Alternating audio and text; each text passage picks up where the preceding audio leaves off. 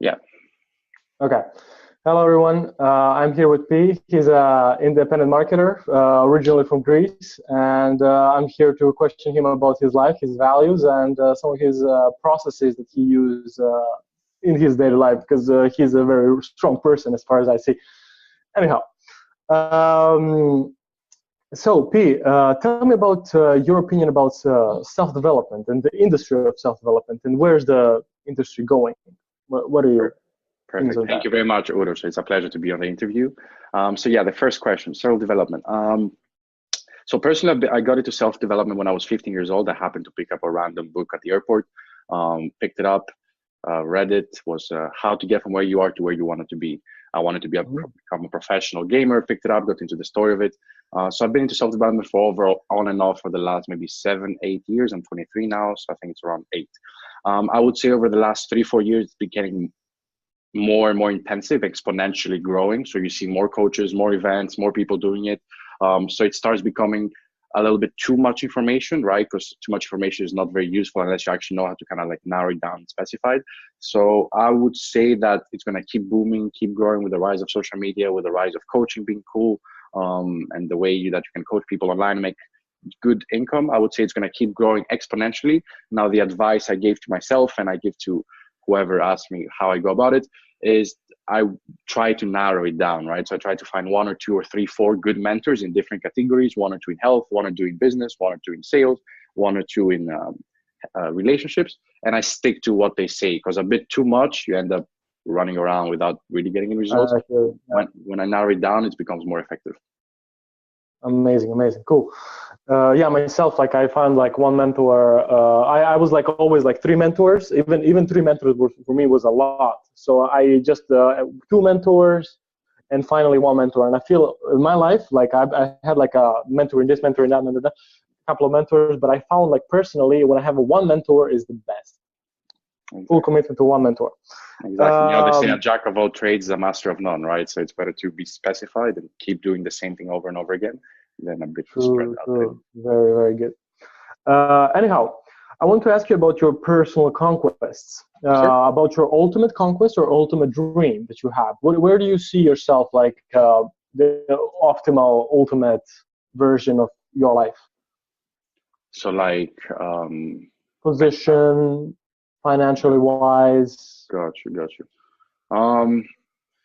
So the way I see it, so are you familiar with Darren Hardy, the compound effect?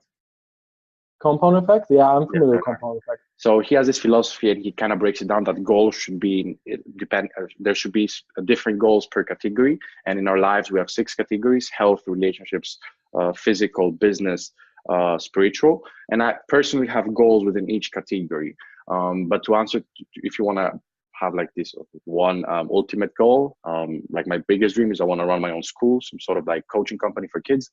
Amazing. What I'm really passionate about. I love coaching, and I love kids. So I think combining the 2, it's pretty. I believe we'll be in touch, man. I believe we'll be in touch. Yeah, you know how Tony Robbins has like these massive seminars with like 10,000 people. Well, imagine there were 10,000 kids in those seminars.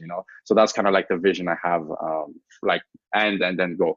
Now, in the meantime, there's a lot of like smaller goals that I have, right? Like financially, I want to run a big social media marketing agency. I want to make decent money out of that. Working from home without having to go to an office, the usual laptop lifestyle. Spiritually, I want to develop myself more, being able to connect more with God and like energy and be more in tune with who I am in the present moment. Relationships, of course, I want to get eventually married. For now, a girlfriend, family, all that is important. But yeah, to answer your ultimate goal, I would say it's the school. Wow. Okay. Beautiful. I was thinking about that as well, man. Like school, building a school, and like this holistic approach to teaching self-development and meditation, and allowing kids to choose their own road rather than not be giving them history, biology, whatnot. They can be whatever they want to be, and we should encourage their potential. Exactly. And I mean, general information, like the way I see it is that depending on your personality, there's different things you're naturally good at, different things you're naturally bad at, right? So there's 16 personalities in the world, that kind of, like at least in borders. So there's some people who are just bound not to never do math, right? The brain just cannot process it.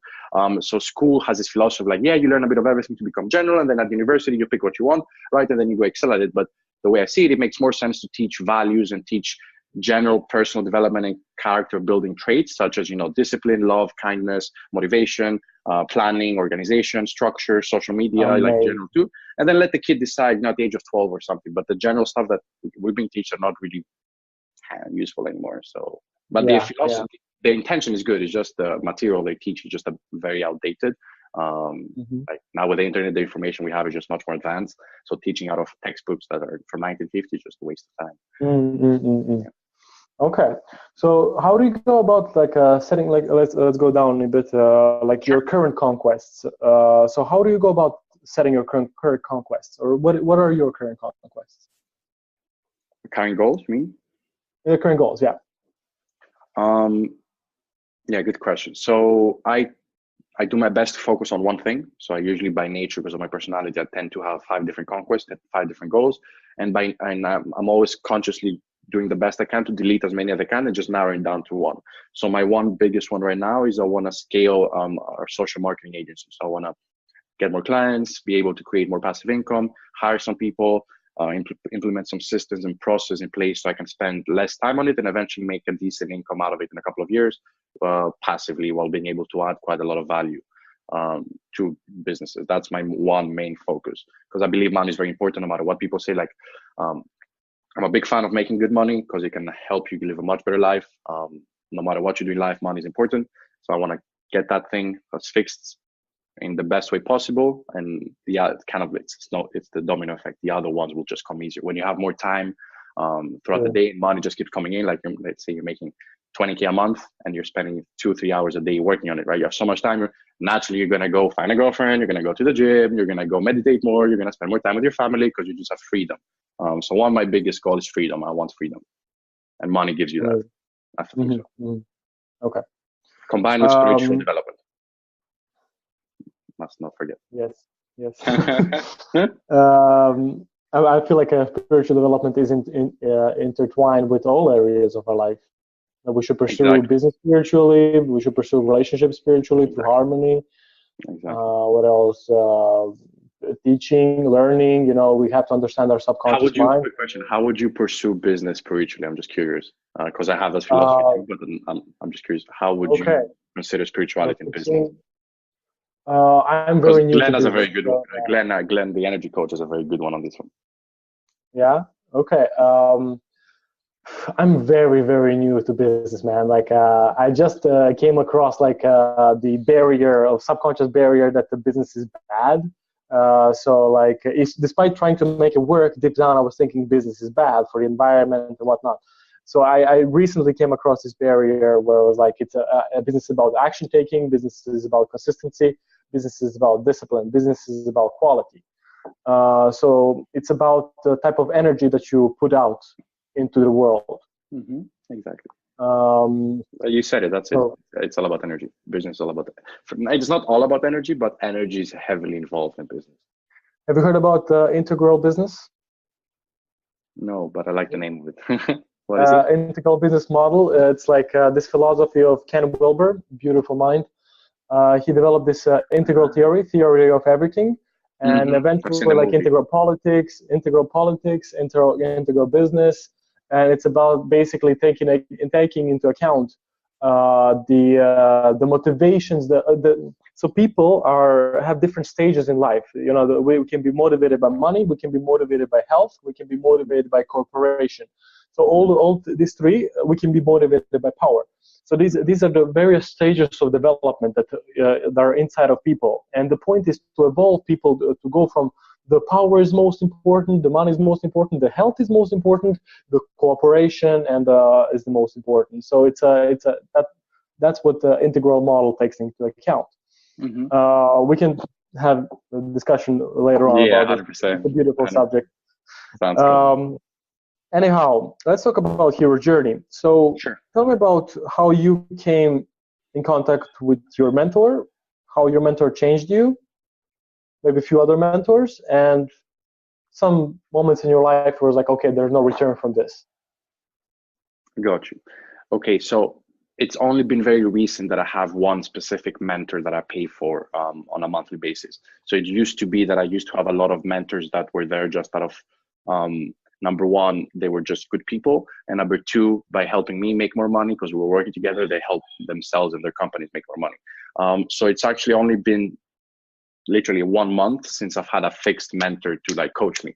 Before that, it was a lot of sporadic mentors, but they were very, very helpful in my life. Like I got my first mentor when I was 19 years old. I was a very successful man in Belgium who ran a company, a marketing agency. He was working with MasterCard, Electrolux, Corona, the biggest companies, and he was doing all the biggest events with them. So he got me under his wing. He kind of started teaching marketing at the age of 19. Then from that, I started doing affiliate marketing. So I started selling online stuff. There I got another mentor who was very successful at it already. So I just got into his team and he started teaching me sales. From that, I managed, he introduced me to another mentor who was also in the company, got another bit of help over there. After that, I moved on, started doing my own things. Then I found a couple mentors here, left, right, Lobs Ferry, Luke Hessler, Jamie Chiro, great people. So it wasn't necessarily one specific mentor that like pushed me and put me to the next level, because these are hard to get. Like mentors are not just like, hey, give me a mentor, you know, it's like, okay, here coming, you know. It's kind of hard to get a specific mentor. I pay for one, right? Like it's but yeah, so it's a lot of different mentors. So I would say from the age of 19 till the age of 23, I counted I counted 6 mentors. So for the first 4 working years of my life, 6 mentors, and now I just have one. And it's not on a friendly basis; it's on a fixed payment basis. Did you find these mentors through word of mouth, through contact, through online? How did you? Yeah. So I found my first mentor through a contact, but it's never like, people always think that through contacts you get stuff easy. The truth is that through contacts the door is open, and then what you gotta do is you gotta do something to make the mentor pick you from that door, right? So what happened was, when I was 18, I started running a lot of events here in clubs in Luxembourg. So I started organizing a lot of parties.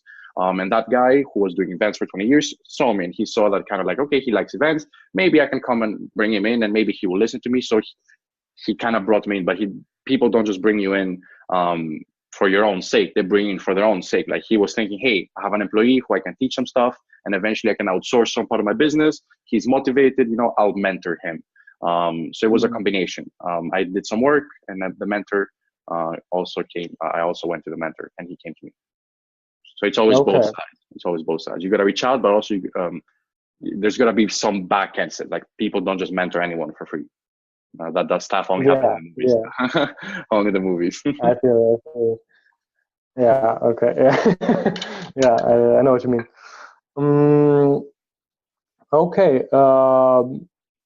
Let's put a practice for last. Let's go into like, what is life for you? What is life for you? Living. Yeah, like the meaning of life, right? No, what life. We all have a personal meaning. Yeah. What is it? What is it all about? What is it all about? Girls, bitches, money, you know, like, or is it about something? Yeah, I know you're spiritual, so. Yeah. I'll use a quote from Jim Rohn. You know Jim Rohn? It rings a bell, but I don't think I checked. He was a good guy. The quote was, "Life is a collection of experiences, their intensity and their frequency." That's it.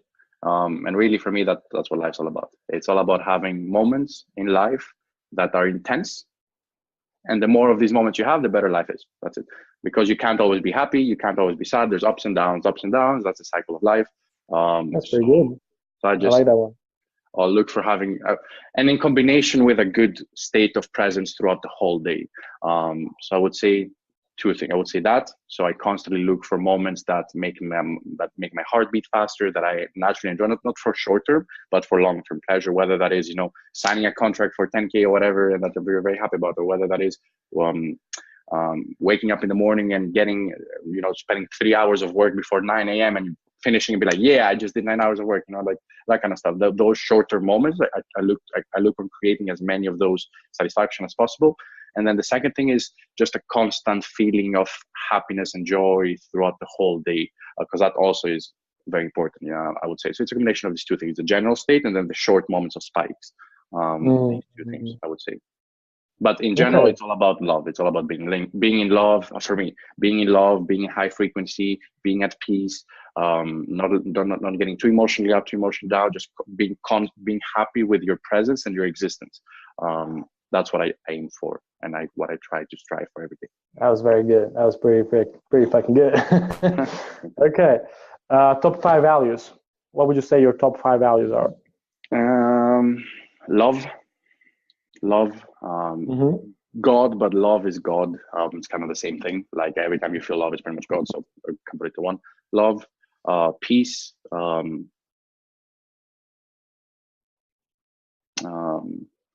discipline, like working hard and going after what you want. Family, freedom. Freedom is very important. Freedom and fun. Yeah, probably select 10. Okay, let's go again.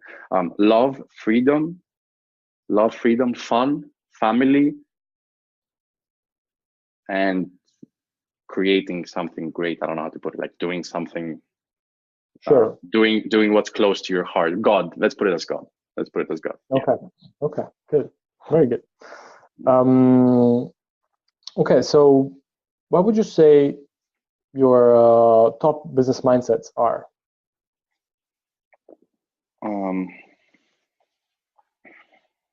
Business. Okay, so when it comes to business advice, I think it's very important to be very careful with it. It's like personal development advice. So I would say, since I'm not a very successful businessman yet, depends on your standards.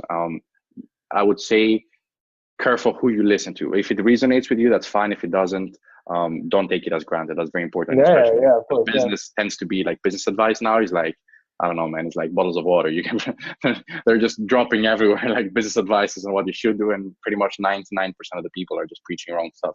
So I want to be very careful and warn everyone. Don't take business advices for granted, right? But I would say that my personal ones, I was reading this quote actually a couple of days ago by Naval Ravikant. He invented AngelList. He has like 500 million followers on Twitter. Very cool guy. And he wrote, learn to sell and learn to build. No, learn to sell, you'll do good. Learn to build, you'll do good. Learn to do both, you'll be unstoppable. So I think pretty much when it comes to business, there's really only 3 things in business. One is the people that build stuff, whatever that form is, whatever the product or software is. 2 is the people that sell stuff, how they sell it online, offline. And 3 is the people that make sure the other 2 don't go to jail. So the admin stuff. Really, every business stuff, every business job, every job in the world, in my opinion, just pretty much goes under these categories. Someone builds, someone sells, someone pretty much make sure everything runs fine financially, legally, etc. Right? So my advice is in whether you're a seller or you're a builder or you're the admin guy, my advice is to stick to people that teach that stuff, work on jobs that are around that craft. So I'm a sales guy, so I make sure I work around sales things as much as I can. And stoicism is very important, I would say. So being stoic about your work, it allows you to have a long-term approach. So when you're working on something, you don't just leave after 1 month. You're just coming in as much as you can. You put practice and patience, and you don't go emotions up and down. You're just focused and grounded. And yeah, I would say that. So to summarize, maybe I would say sticking to one thing which you're naturally good at, or which is within your area of natural expertise, and it can keep changing. So if you're good at speaking to people, it could be online marketing, offline marketing, events, sales, working at the grocery store, working as a bartender, whatever gets you to practice your skill, and sticking to that one thing for as long as possible, and listening to mentors who are related to that one thing and blocking out the other noise. Do that for 5 years. Honestly, I don't see how you cannot get very good at something, So eventually when you get very good at something, you can sell it. You don't have to sell it, but you can charge people for it, whatever that form is. Wow. Yeah, that sounds great. That's pretty good advice. I heard about from this old guy called like Earl Nightingale. Like, you know him? Yeah, he was a mentor of Jim Rohn. So he mentored Jim Rohn. He was the mentor of mentors. He has a great book, Not Feeling is a Secret. What is it? Strangest Secret. Strangest Secret. There we go. The 45-minute audio on YouTube. He is the mentor of Bob Proctor as well. Exactly. He says like it's the selling, the production, and the research.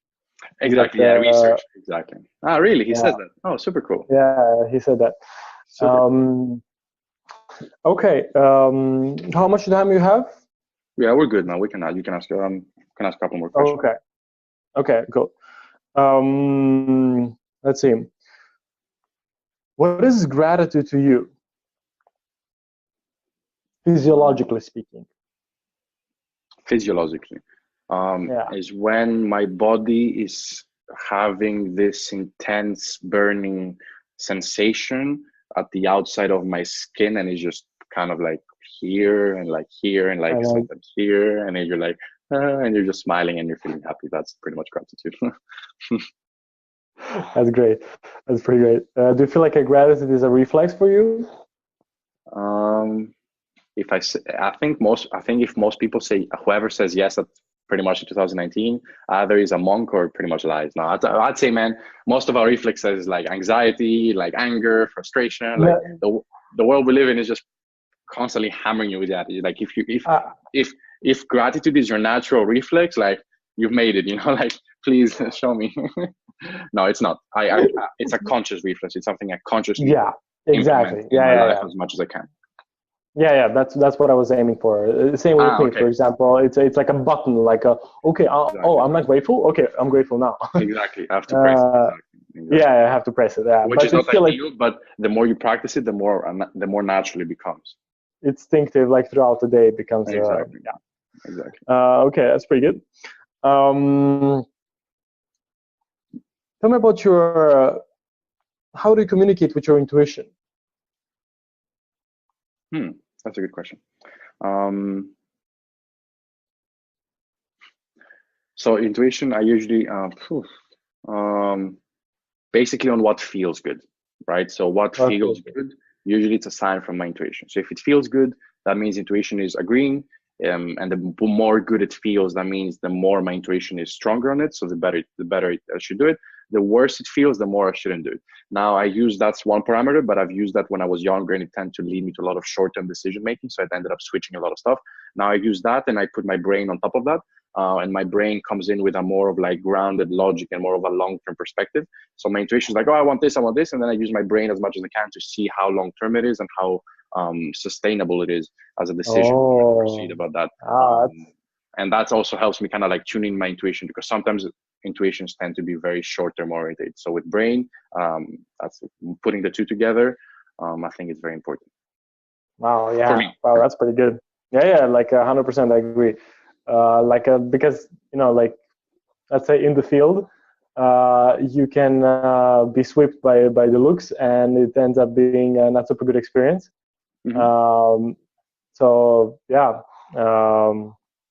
Okay. Anyhow, I've been led to aware that we work on principles, whether they be conscious principles or unconscious principles. Mm-hmm. Could you raise your awareness to the point where you can come up with a principle that you find that is very dear to you, that you implement like this in your day? What do you mean exactly? So Principle. for a principle is something like um, for example, for me, calculated approach matters. That's just my principle. Mm-hmm, mm-hmm, mm-hmm. I forgot what Glenn said exactly. I'm in the middle of transcribing the interview. But anything that you feel that is your main mechanic of how to interpret a situation.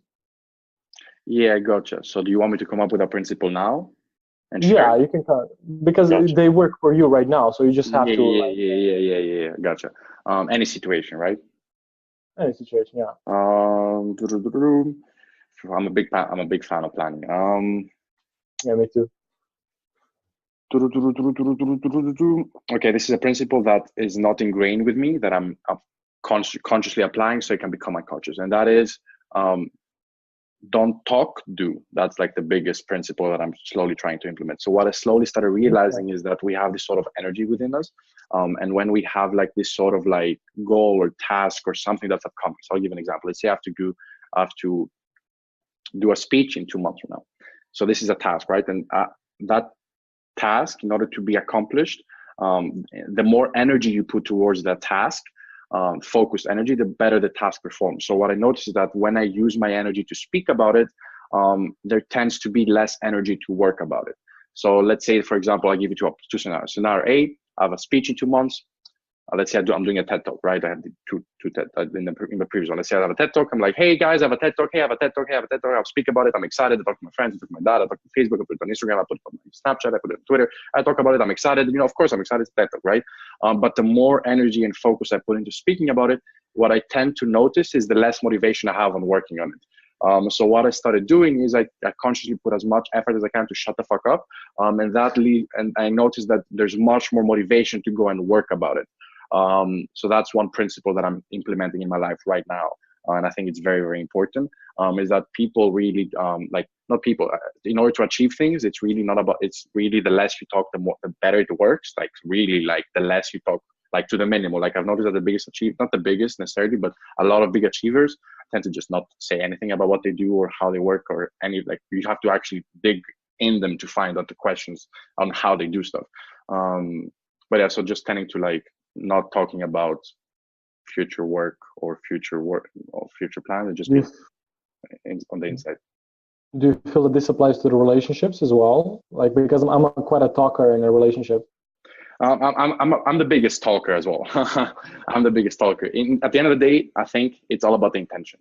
If the intention is really to share out of a point of view of giving, and natural and caring and love, then it doesn't matter. But if the intention is usually what happens is 99.9% of the time, the intention is out of ego. And when ego runs the show and ego is out there speaking about you and telling all these things about what you did in the past or what you're going to do in the future, that's when really work becomes diminished. So the intention is very important. Is it ego or is it love?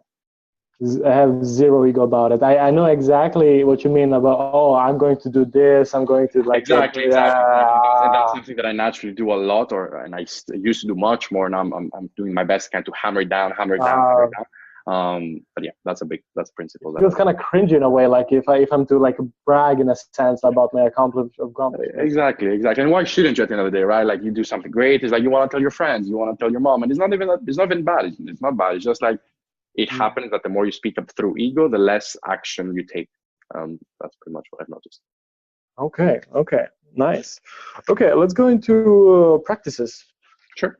What do you find like some of your most powerful practices that you do on a daily basis? Can you hold in a sense a session but it'll be five minutes or something? I don't know how much you need. Well, I meditate for every morning for 30 minutes. So that's basically what I do. Okay.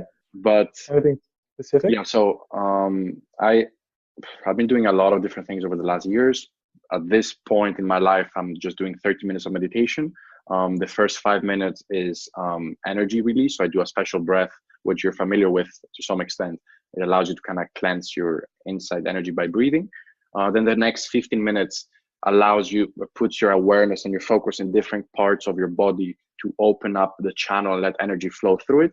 And then the last 15 minutes, 10 minutes or so, it's about visualizing a future version of yourself in which you believe and that you're happy about, and letting that energy flow through these channels, come to the pineal gland, and then let the pineal gland kind of put the vision out and manifest it into the future. That's kind of the morning practice that I use right now. But I used to do I used to do only 5 minutes breath, 5 minute cleansing, or I used to do a lot of screaming, affirmations, writing journals, cold showers. I've done everything.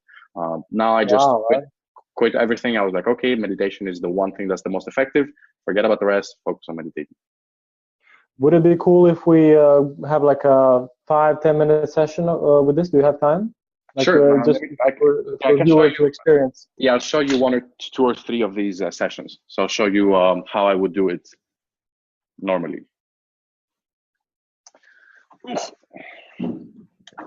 Okay, so I'm not an expert in this. I'm still a student. So once again, everything for granted. Check with we all are. Check with your physiotherapist. Check with your energy coaches, whoever you have. Double check all those things. All right. Don't get in danger or hurt yourself. I straighten my back, right? And always keep the spinal growing. Leave my hands chilling here. I usually try to put it against something. Here I'm soft because the couch is not very good, but normally I would have a chair behind me. Put my hands here. kind of slowly start relaxing a little bit, phone off, do not disturb. I usually rub a little bit here. That's something that I'm sure Glenn taught you, just get the blood flowing and feel like it kind of helps me. This area here is very sensitive, and rubbing it kind of brings me peace. Can even tap a little bit. Okay, and then I do something called an energetic breath. So it's what Glenn teaches, which is about moving the energy forward, but it's combined with a little bit of squeezing at the end, right? So the way it kind of works is I put my awareness and my focus at the lower part of my body where my perineum is. So the perineum is right under your genital area. So it's that muscle that you use when you want to urinate or you want to stop urinating. So if you're urinating, you need to push a muscle, right? That's the perineum. So I put my awareness in. If you want to stop urinating, you gotta contract it. That's the perineum.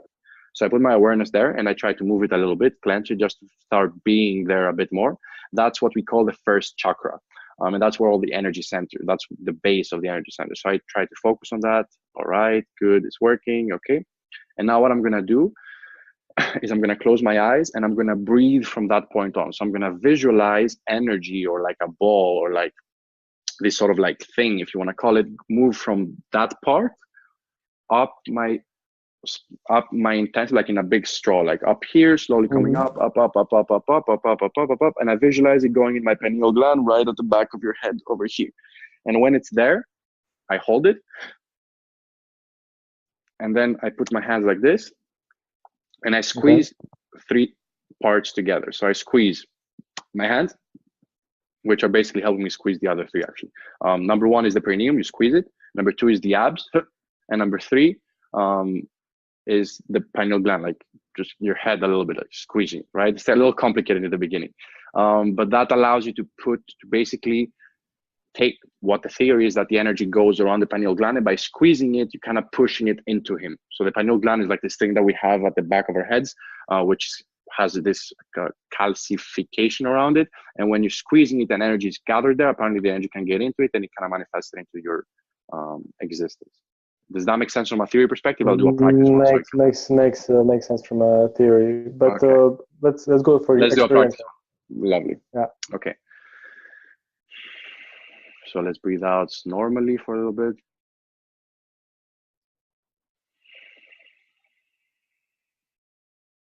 We'll do 3 breaths. And now we breathe out. Visualize at the bottom of the perineum, and then we picture the energy coming in and out while we're breathing in. And go.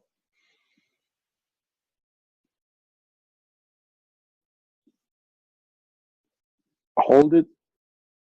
Now I can feel it here. Put the arms like this and squeeze.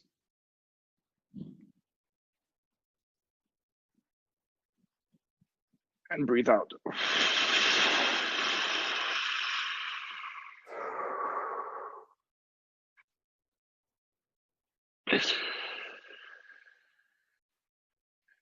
That was 1.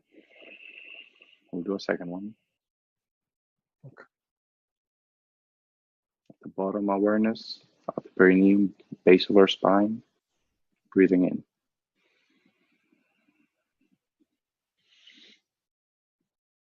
All the way up, top of the head, and squeeze.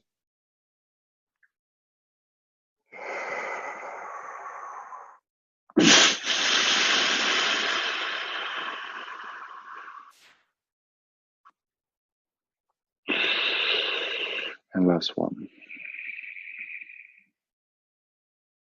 Bottom of our spine, breathing in. Picture it going up. Top of the head. And squeeze.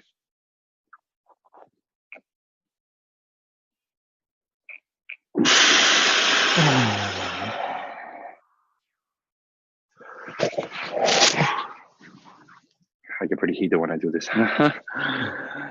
Oh. Yeah, I feel it. I feel it. Yeah, man, it's super good. I have like something similar. If you wanna get familiar with my practice, for example, energy practice. Okay. Okay, let's get a little bit. What do you want right now? What do you want to achieve in today, tomorrow, this week?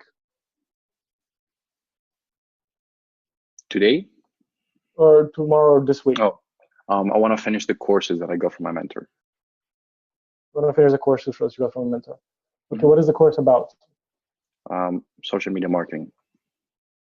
Okay. Okay. Close your eyes and see yourself being very effective with this material. You're super effective with this material.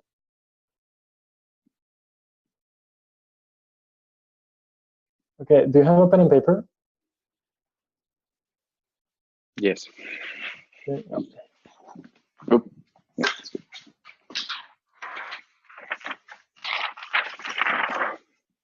Write down, I am super effective with my mentor's material.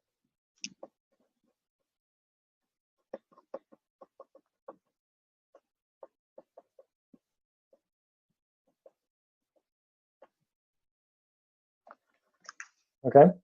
Mm-hmm. Now try to understand that every letter, every word has an energetical quality to it. Mm-hmm.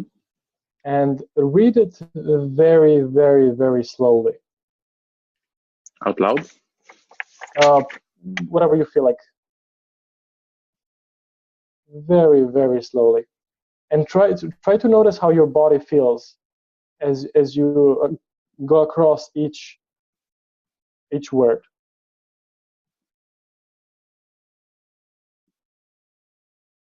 How does your body shift energy between each word?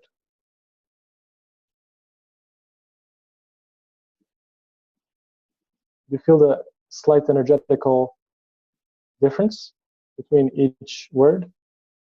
Yeah, it's like the pineal gland is like pulsating a bit more every time you switch words. Yeah, that's very good. So you see, each word is designated for, let's say, a different part of the brain. And the slower, the more awareness and the more time you give it to understand and embody each word of that, the more it will become part of your personality, and the more it will become reality. Exactly. Let's go a step further. Look at the paper, and start to form images.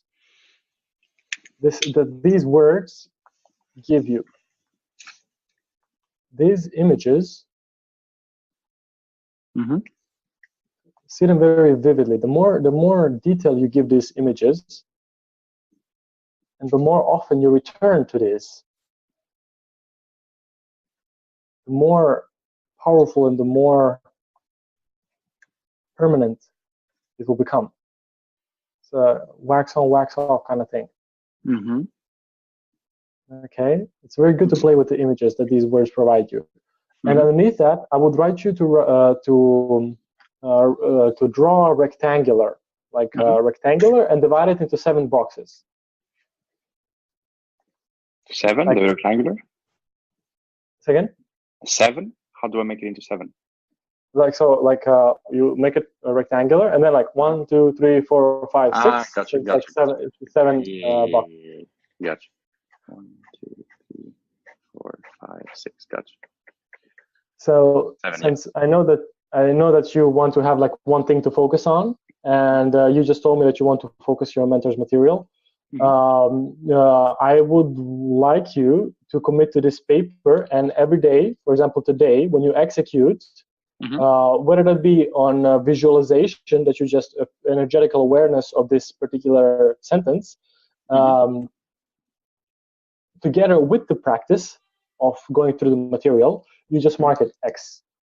Or even better, every time you find yourself practicing this, returning to this, whether that be practice of the material or the visualization, just write like a line. 1 line, 2 lines, 3 lines, 4 lines, and then 5 within a box. So within today is Tuesday. Yeah, Tuesday. So you can start from Tuesday to Tuesday, from Tuesday to Monday. Yeah, from Tuesday to Monday.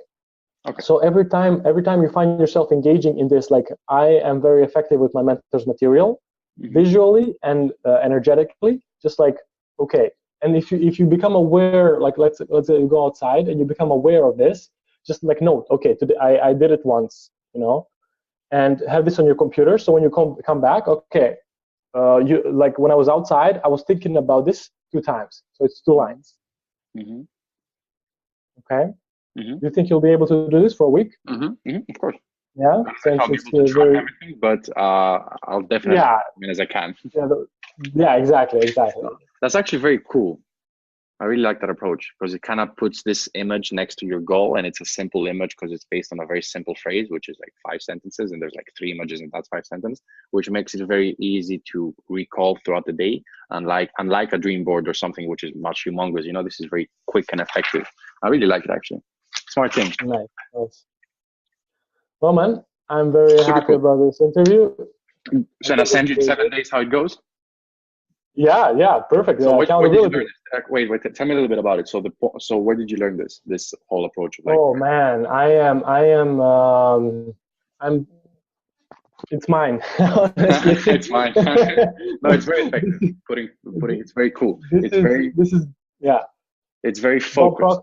Yeah, exactly. Bob Proctor, Glenn, and other schools of thought. So I'm basically combining everything, and I'm just like personalizing. I actually never did thing that I told you, but I did it many different ways, so I can just customize to people's comforts. No, it's super cool. It's very, very good. I like it. Nice. Maybe printing out some pictures too. Say again? Maybe printing out some pictures too. Sure. Yeah. Like writing symbols about it, and like yeah, definitely. Cool, man. Anyhow. Perfect. Thank you so much for the interview. My biggest pleasure. And we'll stay in touch. Yes. Dope, man. Adam. Thank you. Don't forget to send on the drive. Yeah, hold on. So we're gonna, you know how to edit, right? So we can cut it a bit before. I'm gonna